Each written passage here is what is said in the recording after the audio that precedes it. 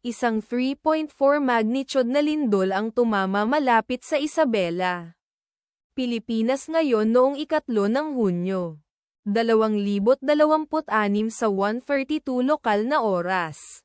O noong 2 ng Hunyo, 2026 sa 17:32 Coordinated Universal Time. Sa ulat ng PHIVOLCS sa website nito, ang lindol ay matatagpuan sa mababaw na lalim na 24.0 na kilometro sa ibaba ng ibabaw.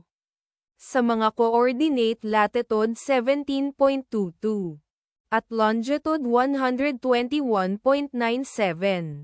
Ang eksaktong magnitude, epicenter at lalim ng lindol ay maaaring baguhin sa loob ng susunod na ilang oras o minuto habang sinusuri ng mga seismologists ang data, at pinipino ang kanilang mga kalkulasyon, o habang inilalabas ng ibang mga ahensya ang kanilang ulat.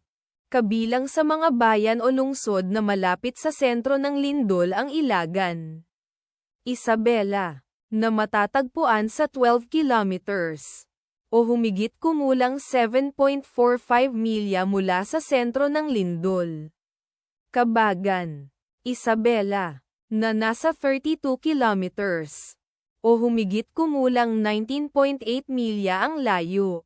Ang inirerekomendang pagkilos ay maging mapagbantay para sa mga posibleng aftershocks na maaaring mangyari. Ang taya ng panahon para sa lugar na malapit sa sentro ng lindol ngayon ay inaasahang maulap na papawirin sa buong araw na may pag-ulan. Ang bilis ng hangin na hanggang 1.3 miles per hour. Mula sa timog, ipagdasal natin na ang lindol na ito ay hindi magkaroon ng malaking epekto sa ating mga kapatid doon. At wala ng lindol. Amen.